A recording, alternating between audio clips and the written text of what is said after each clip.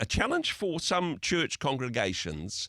I mean, it's a challenge for all of society, really, but aging congregations. Maybe it's something which is happening within the community, that there's less young families with children, but trying to manage a congregation where most of the people in the pews have grey hair and there's a non-existent Sunday school program. How to face this particular challenge and what, if anything, can be done about it. Joining me on the program now is Rev Dr Stuart Lange. Of course, he is the National Director of the New Zealand Christian Network.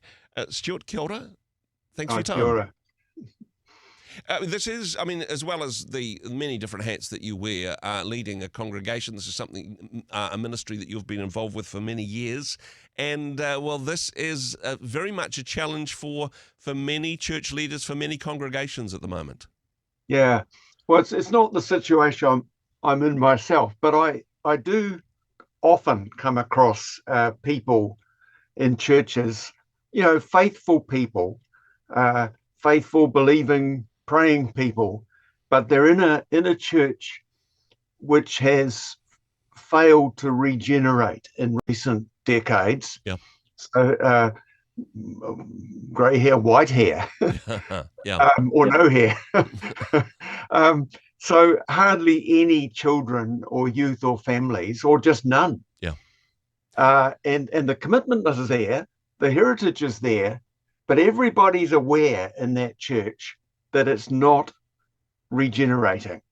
Hardly any new people or leaders coming through, and that the church is living on borrowed time. And my heart goes out to them. Yeah. And it's found right across denominations and all sorts of churches, both in the city and in rural areas, in liberal churches, in traditional churches, and ethnic churches, in evangelical and charismatic and Pentecostal churches. Yeah. We can't just say, oh, it's just that particular type of church that, they haven't got the gospel and so they're dying out. Yeah. Now, that could be a powerful dynamic, or a powerless dynamic, if you put it that way. But it's actually also affecting many churches which do hold to the gospel and to biblical faith. What do you think might be some of the causal factors? Is it, I mean, there is a general decline in interest and adherence to regular church attendance in New Zealand generally, but is this also happening demographically? Are we doing something wrong as a church community which is not attracting the attention of young families with children, perhaps? Have we dropped the ball, do you think? Well, we're in a very secularized society with lots and lots of options. And even within church, it's a bit of a marketplace. And some churches are attractive to families.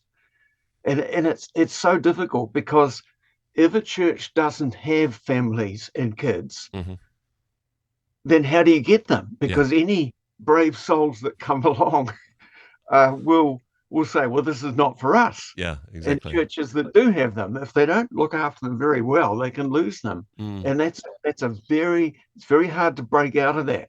So, we're in a consumerist society, and kind of success breeds success. Yeah. Life gives life. And if there's that sign of, decline and this is a past thing, then that can be quite depressing all around. I know for some communities, it is just a demographic change. For sure. A suburb which used to be Nappy Valley 30 years ago is mostly now a retirement community. Yeah, too expensive. Yeah, that's right. And you also, I think, you get a situation where there's a tipping point. If you've got 2 or 3 families with young children, then you'll attract others. If you've got one, it's a struggle even to keep that one family. Yeah, I totally agree with that. You've got to get a very small critical mass. And so I don't have all the answers here, but I have thoughts about it a lot, because it's so common a situation. What are some of the practical steps then? Because I know this is an issue that affects so many churches. What could a church do if it finds itself in this situation? Here's some thoughts. I don't have, here's 5 simple points. Do this and all will be well. Yeah. But I do believe that churches, and I observe this, can sometimes be revived and rejuvenated. Mm-hmm. And I think, the Lord is into miracles, and Yeah. we kind of need a miracle in some situations. But Yeah. anyway, here's some thoughts. I think if there are two or three people, even one person that's concerned, Mm. but probably two, start a prayer group. Okay. Start praying about this and really pray specifically about this.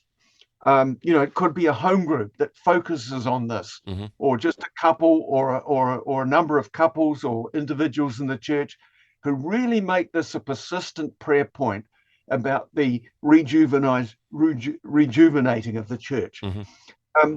I think to pray, often pray in new leaders and new families. Yeah. And pray that more than one will come at once, because, as you said, there needs to be a little bit of critical mass. Yeah.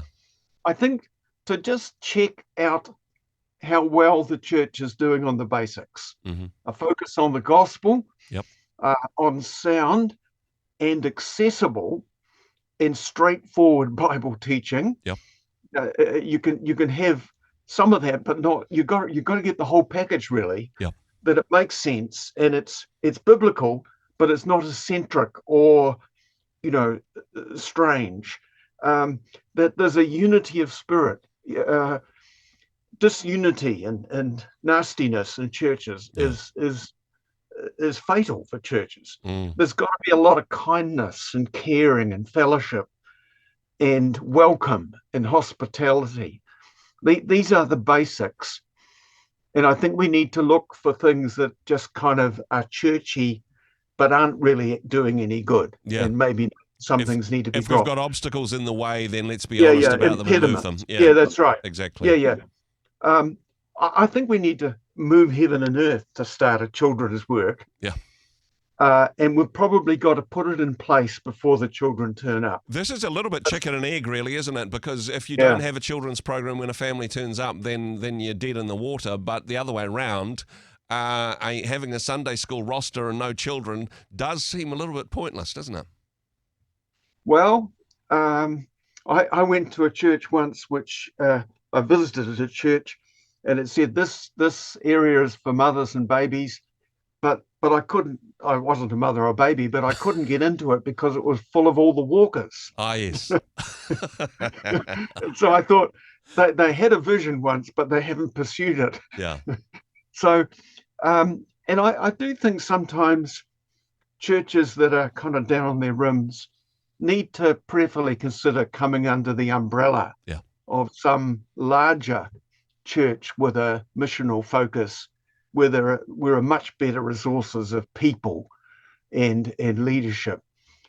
Sometimes a little local church, they're a long way from anywhere, and that's all they can do. Mm-hmm. Is they've got to come up with local solutions, and there need to be local solutions, but also to lean into a bigger unit can be very helpful. Yeah. So that's just some thoughts anyway. Some good practical thoughts in that regard. If I can share a story of my experience on this one, Stuart. I was invited to speak at a church, and they, when as you'll know, if you're invited to do this, you ask questions about, what sort of liturgy do you have? What things do you want me to cover? Get an idea of how they normally do church. And they says, you got to do a children's talk. That's part of what we did. So I prepared a children's talk. There was nobody under 75 in the congregation. And I thought, I kind of get why they did that. And I was quite happy to prepare a children's talk. And I think the elderly people at the congregation enjoyed it. But it kind of missed the point. But the thing that really stood out for me was after their church service, there was another group within the same community that were of Indian descent who rented the facility from them. So this is the traditional group that owned the church, that owned the land, and had been there forever. But then there was this specific ethnic group that rented the congregation. And there was so many young children and smiling faces and a thriving congregation. And I thought, maybe it's time to combine your efforts in this regard. Maybe it's time to bring down the cultural, the ethnic barriers and say, hey, let's be the body of Christ in this community. What's your thoughts on that?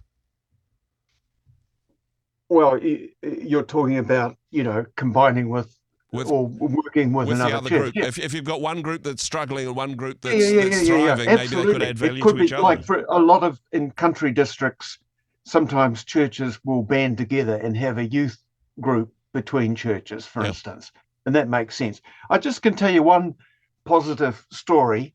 One of the churches I'm very familiar with, it's part of our cluster of churches, struggled in some of these regards. It wasn't a basket case, but it was struggling to have a viable children's work. And it's now got lots of kids, and it appointed a children's worker, part-time children's worker, experienced teacher, and it's also got a couple of community outreaches during the week. Same teacher, same leader, with a lot of church volunteers helping. And so it's community facing, but it's also drawing people into the church. And there's quite a lot of new families and children. And for some years, the church had been in the situation I'm describing. Not quite as bad, but there were concerns. So connecting with local schools, schools, it's broken through. Connecting with local schools and doing a mainly music program, this type of thing can make a difference. That sort of thing, yeah. It's preschool programs, and so they're in touch with and building friendships. Now, those are not the thing itself. That's community-facing church. The real thing is not only giving them support and activities and positive stuff, but also it's a conduit into the life of the church itself. Because the main thing we have is the gospel and God in the church, but we should have good connections with the community. And it's actually working very nicely. And so that's what my experience, not directly, but quite closely with a church that's managed to break through this. It didn't look to have a wonderful future, but it's looking very strong now. Great to hear that, and I know there will also be people listening at the moment that says, no, we've got the other problem. We've got so many children that there's not enough room in the Sunday school class. Good to have those problems as well. But hey, Stuart, great problem to have. Yeah, well, they haven't got enough space now either. But it's a great problem to have, and we can live with that one. Yeah, exactly. Stuart, appreciate what you do. Thanks for your time today. Okay, God bless. Hey, thanks very much for joining us in the Rhema studio. Thanks very much for watching the interview. It's kind of nice to have an audience, actually. And if you did like what you watched, then do give us a like, do give us the thumbs up. And if you'd like to see more interviews like that one, or perhaps even better, subscribe and those interviews will come straight to you. Don't forget to turn on your notifications, and we'll see you in the next one. Cheers.